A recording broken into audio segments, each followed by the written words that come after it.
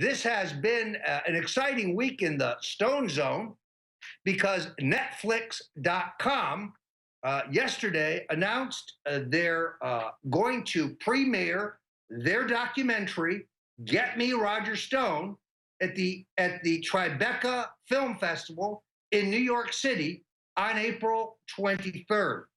Now, this documentary comes out of Hollywood.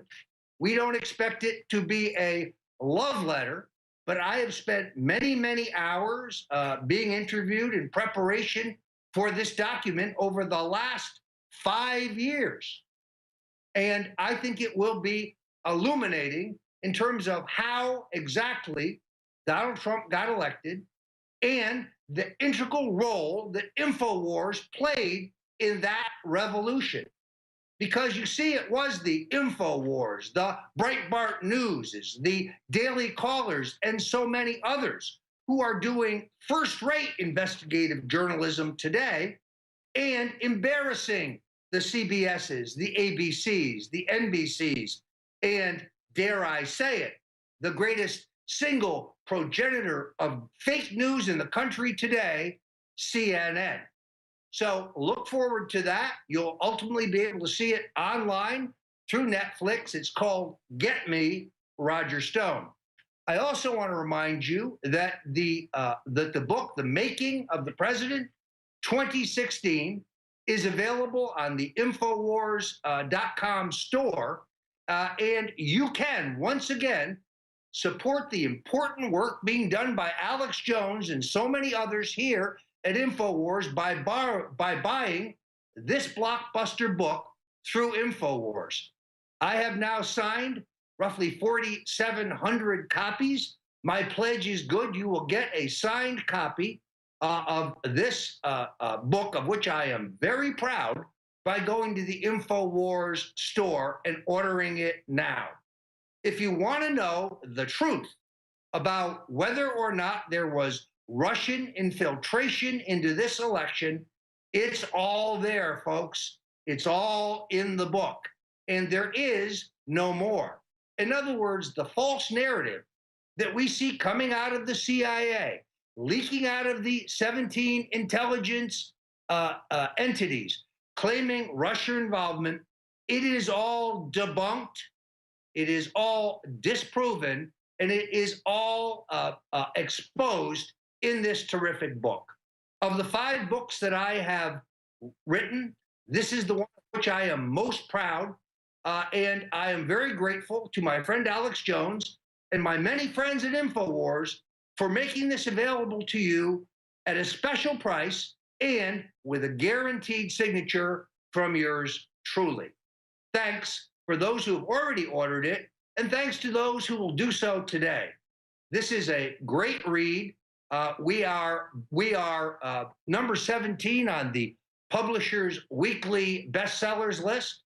We, interestingly enough, I think are within shouting distance of the New York Times bestseller list. So I urge you to grab your copy today. And again, if you buy it at InfoWars rather than, say, Amazon or Barnes & Noble, you are guaranteed a signature from the author with my and the Stone family thanks.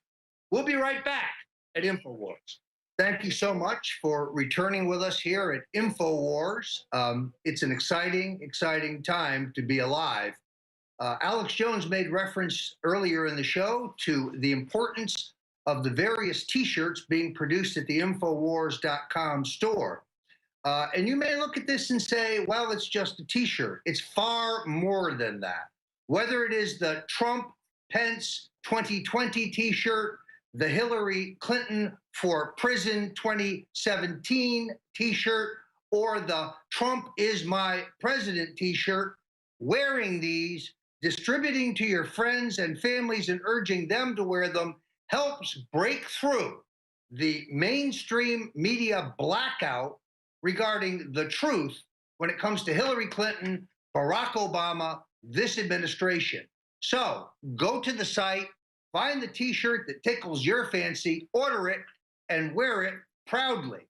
You can also save money and get guaranteed delivery now on sold-out products through AutoShip at Infowars.com. This is the real secret to supporting Infowars while also saving a lot of money on super high quality merchandise like Caveman, the True Paleo formula, which I'm anxious to try.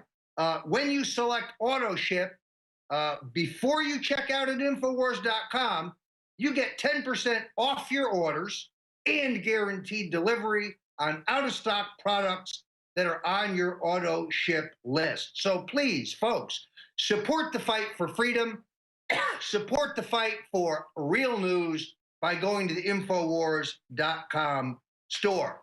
Now, joining me is one of my favorite people, Josh Caplan of Vessel News. Josh is on the cutting edge of real news. And Josh, I'm delighted to have you with us today on Infowars. You had some great perspectives on what's going on regarding Attorney General Jeff Sessions and the witch hunt over Russia. Josh, thanks for joining us here today. Well, Roger, thank you for having me. And before we get started, I'd like to congratulate you on your phenomenal book and your upcoming documentary premiere. Well, thank you very much. So what's your assessment? All of Washington today seems to be a Twitter about Jeff Sessions and this move to recuse himself from anything Russian. I don't buy the current narrative that the Democrats and the media are seeking the removal of the Attorney General because of some what appears to be innocent contact with the Russian ambassador. What's behind the scenes here? What's really going on? Well, the Russian issue is one of the great wedges, I think, of the Trump era, at least the early segment of his presidency. We see that Jeff Sessions is one of five, as I call the horsemen of the anti-globalist coalition. We have Sessions, Bannon, Miller, Trump, and formerly Flynn. And what we're seeing here now is the Democrats attempting to oust yet another member of this Confederate to move forward what I believe is the Democrats' cornerstone platform, which is open borders. Jeff Sessions has been on the front lines against illegal immigration and also immigration associated with H-1B visas. He's fought against Mark Zuckerberg's lobbying group Forward.us, and he's also fought Soros, who's attempted to decimate our southern borders. To me, in my purview, this is the root cause of the new political witch hunt against Jeff Sessions. You know, it's interesting if we just had to contend with liberal Democrats and other globalists, but my fear here is there's a lot of rhinos in the mix. There are a lot of establishment Republicans who never supported Donald Trump, who are unhappy with his presidency, who are nonetheless trying to infiltrate the administration. You're upset about leaks in the White House? This is really simple. Don't hire people who aren't loyal to you, and you'll have no leaks. You know, one of Stone's oldest rules: go to bed with dogs, wake up with fleas. This seems to me precisely what has happened. Len Kolodny said it in an earlier segment. Who will be the John Dean of the Trump administration? Is it Reince Priebus? Perhaps we'll find out.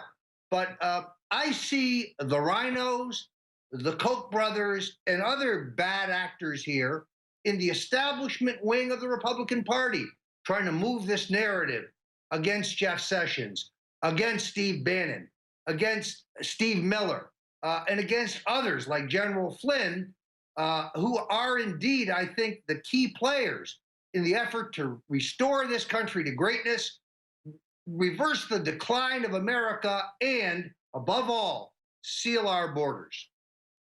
Roger, you're correct. There are a number of rhinos that have been pushing the narrative alongside the Democrats that what Jeff Sessions did wrong, collaborating in a very short meeting with Ambassador Kislyak. We have Jason Chaffetz, who said that he wanted Sessions to offer further clarity on his testimony.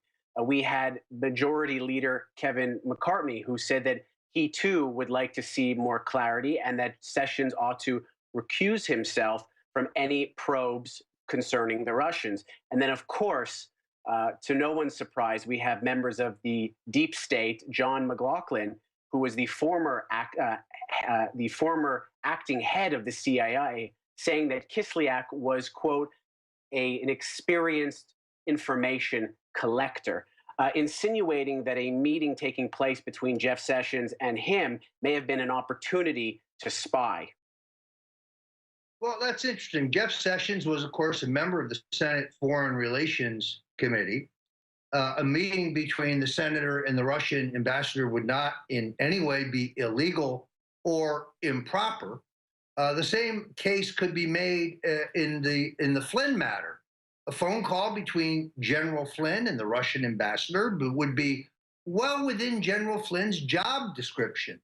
And in fact, the purpose of the call, as reported by the New York Times, was to arrange a telephone conversation between our president and the Russian president. Nothing inappropriate about that. So I am perplexed as to why General Flynn would mislead the vice president, if that has been reported accurately, and why Senator Sessions, who I think is a great man and a great attorney general, with the exception of his position on marijuana, because you can't be for states' rights in the states that have legalized medicinal marijuana, but not be for states' rights in the states that have legalized recreational marijuana. Doesn't work that way. But putting that issue aside, they want to remove Sessions because he is the strong right arm of Donald Trump. They want to remove Sessions because he has been the leader in the Congress to close our borders against terrorists and other criminals who would come here and don't mean us well, who mean us harm. I have said repeatedly that the real danger to this administration is not liberal Democrats, it's establishment Republicans. Better a snake in the grass than an asp in the bosom. Now, the other big brouhaha in Washington now appears to be Obamacare.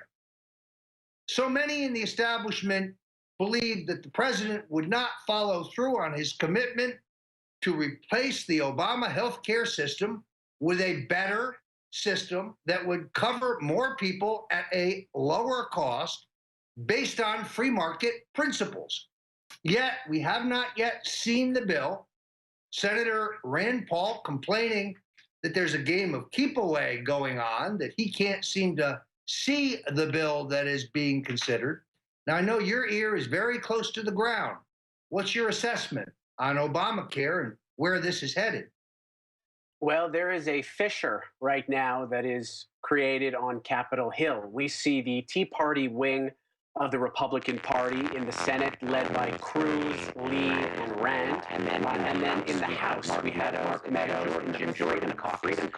Just today, Rand Paul, who's been somewhat of a de facto leader on trying to get a conservative solution to the repeal and replacement of Obamacare, has said that the conservative members of that coalition are inclined to decline wanting to go forward with this plan that has been shrouded in secrecy. As you had alluded to just a moment ago, Rand Paul went on a hunt of his own, tried to obtain the bill in room H157 of the Capitol building and was denied access to reading the bill. He even brought a photocopy machine along with him just in case he was able to get a glimpse of it. So what I see occurring right now is somewhat of a storm brewing between the rhinos, the conservative wing of the party, and where Donald Trump plays out in this is going to more or less define him early on as either the deal-making president, as he has been a proponent of for quite some time throughout his campaign and through his presidency, or is he going to be able to come together with both of these parties and offer what many say is Obama light, which I think the base would be quite upset about. This is where Donald Trump solidifies himself early on legislatively as a deal maker. Yeah, I would bring your attention to a terrific article published in the New York Post last week by Charles Gasparino, one of their business reporters, where he speculates about the administration's intention to move forward on their tax reform proposal. I am one who believes that if the president can revitalize our economy, can begin to show an increase in job opportunities, and show a more vibrant economy, that it would not only buy him the revenues to solve a number of our other problems, but would expand his political coalition, would move him an additional 10 points to have a governing coalition that is both intact, intense, and vibrant. Yet I have very deep concerns. The president's chief economic advisor, Gary Cohn, is a liberal Democrat, a lifelong opponent of tax reduction, and he comes from Goldman Sachs. Now, I have put my faith in the president, and I don't deny that the folks from Goldman Sachs are enormously capable individuals, but I would like to know whether they intend to pursue the president's agenda, or are they going to pursue the agenda of the left wing of the Democratic Party and thus guarantee the continued decline of our economy and our nation? Tell me, Josh, what do you think? Well, I think that the infrastructure bill is a very smart play by the president, not only because from a policy prescription standpoint, the country needs a infrastructure bill. Many of our roads and bridges are falling apart, but it offers an opportunity for President Trump to provide sweeteners to senators that might have issues with some provisions in either the Obamacare Replacement and Repeal Act or in tax reform. So much like we saw in 2008 when Barack Obama and Harry Reid got together and offered the famous $100 million Cornhusker kickback to Senator Nielsen of Nebraska, we see here that the president has an opportunity to get tax reform and Obamacare repeal and replacement through using sweeteners embedded inside of this infrastructure bill. So I think it's possible. This is where the deal making is going to come into play. And I think in August is when we'll start to see real tax reform debates kicking off. And then in terms of Obamacare replacement and repeal, within Rand Paul had alluded to today that within the next 3 weeks, we're going to see the House begin to table a bill. And as he said today to the Washington Times, it's going to be up to the conservative wing of the Republican Party to either take it or leave it. I think that's a good analysis. Look, Donald Trump may be the toughest negotiator I've ever met. It's easy to underestimate him. He has been underestimated from the beginning. In this sense, it reminds me a lot of Ronald Reagan, another president who was both very great and underestimated at every turn by his opponents throughout his political career. I agree with you that the infrastructure bill could be the greatest Christmas tree of all time in terms of providing opportunities to do some horse trading with key members of the House and the Senate to get them on board. I do have a concern that the infrastructure bill is going to incur debt beyond what is necessary. And I'm hopeful the administration will look at some more innovative and creative ways of financing a restructure and a revitalization of our bridges, our tunnels, our roads, our airports, and our public facilities. I do think through the use of insured bonds and other financial instruments, there could be a better way to do this, but it does fulfill one of the central tenets of Trumpism, which is it's time to reinvest in America. I also think this backs into the Russian question in an odd way. The president has a very difficult choice. He can incur debt in order to pay for more missiles and bombs and offensive weapons to use in a war in Syria, where, in all honesty, we have no friends. Assad is a dictator propped up by the Russians, contributing to Hamas and Hezbollah, funding them. And on the other side, you have ISIS propped up by the Saudis. So here's the conundrum for President Trump. Do we incur debt to restructure and revitalize our bridges, our tunnels, our highways, our schools, our hospitals, our airport facilities? Or do we borrow that money to pay for bombs, to use in a expanded proxy war in Syria. Seems to me like the president has made his choice. He has no illusions about Vladimir Putin. He knows he's KGB. He knows he's a bad guy. He knows theirs is a rotten totalitarian system. But if Richard Nixon can negotiate strategic arms limitation with Brezhnev, then surely Donald Trump can negotiate peace over the question of Syria in the Middle East with Vladimir Putin. So I say, give peace a chance. Maybe that should be our next t-shirt, Alex Jones. Give peace a chance. I put my faith in Donald Trump. He's the greatest negotiator, perhaps, who ever lived. I'm reminded of my friend Roy Cohn, who once said, when it comes to the negotiation table, Donald Trump pisses ice water. He is tough as nails. And that is the guy I want negotiating for the United States. Josh? I agree with you 100%, Roger. And the issue at hand that you were talking about, the conundrum between the infrastructure plan and then building our military, is that going to negatively impact the deficit? Donald Trump has promised from the very get-go a balanced budget. If he's able to bring about these... I'm going to have to cut you off there because we're going to the break. Josh, with Vessel News, Josh Caplan, one of the leading purveyors of truth in media. Thanks for joining us here at InfoWars. I'm Roger Stone, back with you on InfoWars, and glad to be here helping my good friend Alex Jones, who is without any question one of the MVPs in the election of Donald Trump and the effort to make America great again. I ask you how you would feel if you knew that the government had been looking at your email, your text messages, and listening to every single one of your cell phone calls or your home phone calls over the last year. Would you feel violated? Would you feel that your privacy rights had been destroyed? Would you feel that your civil liberties had been trashed? Well, that's how I feel. And it is not an easy feeling, because although it's now clear that the federal intelligence agencies and the Justice Department have access to my grocery list and my back and forth emails with my wife, my members of my family, my business associates, my conversations with Alex Jones, my conversations with President Trump and President-elect Trump.